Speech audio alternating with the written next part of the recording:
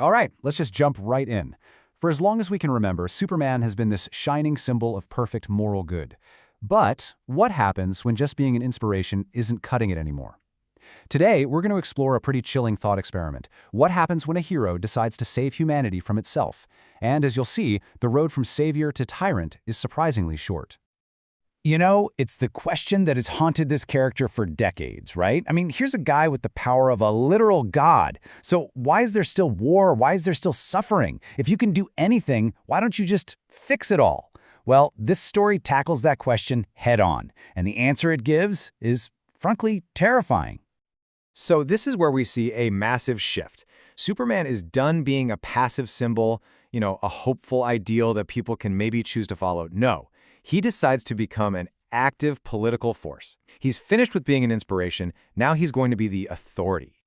And let's be really clear here. This isn't just some power trip. This is what you could call Superman's ultimate will to power.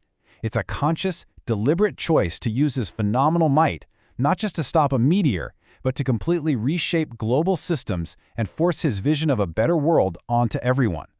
And right away, he hits a wall. See, even if you're Superman, you can't force the entire planet to change by yourself. The old systems are just too dug in. So he needs help. He needs allies who can operate in all those messy, gray areas he spent his entire life avoiding. To build this new world order, he recruits a team called the Authority. And the second he does this, bam, we get this incredible, massive collision of worldviews. And that conflict, it's the engine that drives this entire philosophical roller coaster. And this, right here, is the whole ballgame. On one side, you have Superman. His morality is presented as a constant, an absolute, almost like a law of physics. It just is. But then you have the Authority. And these guys, they run on pure, raw pragmatism.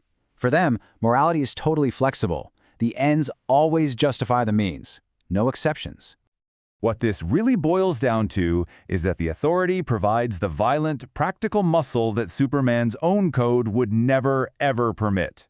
They are his complete ideological inverse. They aren't heroes meant to inspire anybody. They're a weapon, a tool, designed for one thing: results. And they are not afraid to get their hands very, very dirty to get them. So you have to understand, this alliance isn't just some new super team. No, this is a classic, dangerous deal with profound, soul-crushing costs. This is a Faustian bargain. Let's be super clear about what that term means. A Faustian bargain is when you trade something that is absolutely core to who you are, your soul, your principles, just to get something you desperately want. And for Superman, the stakes couldn't possibly be higher. He's trading away a piece of his very essence for the power to remake the world. And you can see the trade-off laid bare right here. On one side of the scales, he gets what he wants, real political leverage, the raw power to enforce his vision. But look at what's on the other side, what he loses. His moral purity, his ethical foundation, the unimpeachable integrity of his symbol. Let's break it down even further. He gains the muscle to actually make his vision a reality. He finally gets a seat at the big table. But in doing so, he loses the one thing that truly makes him Superman. By giving a stamp of approval to the Authority's methods, he's actively compromising everything he's ever stood for. Okay, here's probably the best way to think about it. Imagine a master sculptor who has created this perfect, flawless statue out of pure white marble. That statue is his symbolic purity. But he gets frustrated. He decides to trade that statue for a bunch of greasy, powerful industrial mining equipment. Sure, now he can carve up mountains, but he's shattered that original perfect work of art in the process. So where does this road actually lead? Well, it leads somewhere deeply unsettling. Because in his quest to build a perfect world, one without struggle or suffering, Superman risks creating something truly horrifying. To really get the terrifying endgame of Superman's plan, we have to talk about this philosophical idea called the last man. Imagine a world that's so safe, so comfortable, so completely free of any real challenge or risk that life itself becomes empty.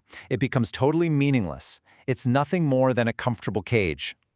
And here is the absolute gut punch of a twist. The danger isn't that Superman becomes one of these apathetic creatures. No, it's so much worse. He becomes the architect of that cage.